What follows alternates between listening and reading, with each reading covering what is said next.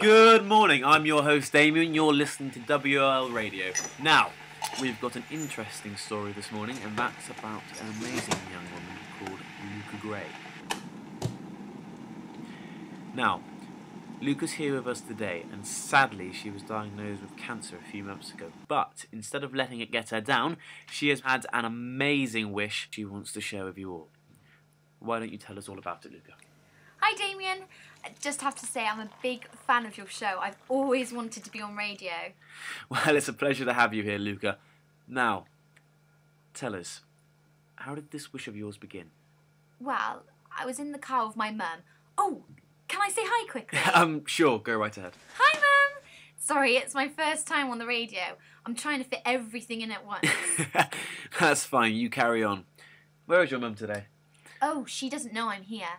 I'm here with my boyfriend Corey today, so this should be a nice surprise for her. Right, where was I? You were in the car with your mum. Oh yeah. Well, by this point, I'd known I had cancer for about 2 to 3 weeks. I'd just had chemo when we got stuck in traffic. Then that's when I realised that everyone in their cars had no idea I had cancer. Didn't know my name and, to be honest, probably couldn't care less. And I didn't know anything about them. And those 10 minutes that I was stuck in traffic with them might be the last time I ever saw them again. It's an interesting thought. All of us have had that time when we've been sat next to someone on the train, past someone in the street, or like you've said, been stuck in traffic. And although we are with these people for that short space of time, we literally know nothing about them. Exactly. So I decided that I wanted to get to know these people and their stories. So what kind of people did you meet on your little mission? Well, it started off small. I was waiting at the bus stop like I do every morning, and I decided to introduce myself to the people who usually wait there at the same stop as me. So that's where I met my boyfriend, Corey. So, how did Corey react to you having cancer? He seemed angry at me for a while. He didn't understand why I would want to make him get to know me and get attached when it would only hurt him if I died. Without sounding rude, why did you do it? I guess it was so that I didn't take these people for granted. So I didn't just ignore things or people who I wouldn't normally notice. But I think it was also because I didn't want my life to be meaningless. And I wanted people to care whether I lived or not. And how does he feel about it now? I think he's fine with it now. He seems happy he's got the chance to meet me, and I don't know what I'd do without him. He's helped me so much. Who else did you meet in your journey? I met Amy. Amy had cancer too. Had cancer? Yeah. Amy died 3 weeks ago of lung cancer. Oh, I'm sorry to hear that. No need to apologise. She knew she was going to die. She was a heavy smoker, and no matter how much I told her to stop, it's just so typical Amy.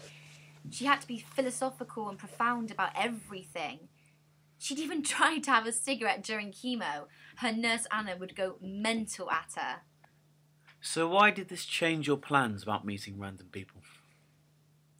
I could have helped Amy if she wasn't so damn headstrong, but because of her I got my grandpa to stop smoking.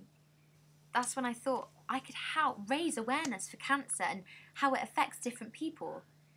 Did you know that most people commonly associate leukemia as a children's disease? Or mostly women are diagnosed, when really that's not at all true. It's mostly adult males who are affected, which is the complete opposite. Sorry, am I rambling too much? No, go ahead. I'm actually finding it really interesting. You seem to know your stuff.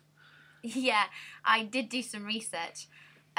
So after that, I started to go around schools and give talks and assemblies and stuff. So I just wanted people to be aware of that, so they weren't just checking the obvious places like groping their boobs or something. Luca, that may have been the funniest thing I've heard all week. You've gone bright red. I forgot I was on the radio then. I can't get arrested for saying boobs on radio, can I? Well, Considering you've said it twice now and no police have bust down the door and dragged you off to the police station, I'd say you're safe. Well, people, that is the beauty of live radio and having Luca on the show. So, is that everything you wanted to achieve when you found out you had cancer? Didn't you have any other tasks to cross off your bucket list? I want to treat my mum to a manicure. She doesn't treat herself enough and she never lets me paint her nails. I think she thinks I'm still 5 and I'll get the nail polish everywhere but her nails. But I used to do Amy's, so I'm more than capable. Do you hear that, Mum? If you're listening, you know what you have to do. Just sacrifice your nails for one day and let Luca go wild. And also wear your hair down more often. You never have it down anymore. You and your mum sound close. It's nice to see that these days. What about your dad? My dad died when I was about 5. Oh, sorry. I keep putting my foot in it, don't I? It's fine. Death isn't anything to be ashamed of. Besides, I was really young when it happened. He died in the army. Well, I think he'd be really proud of you. I'd like to think so. Right. It's time we played a few songs, and then after the break, we want you to phone in if you know our little star here, Luca. Just call 07892 444477. Start by saying, I know Luca Grey, and tell us your story. That's 07892 444477. Do you have any songs you want to play, Luca? Yeah. Do you have Let the Rain Fall Down by Tasha Phelps? We sure do. Here it is, folks. You're listening to WL Radio on the 2nd of July 2011. I'm your host, Damien, and I know Luca Grey.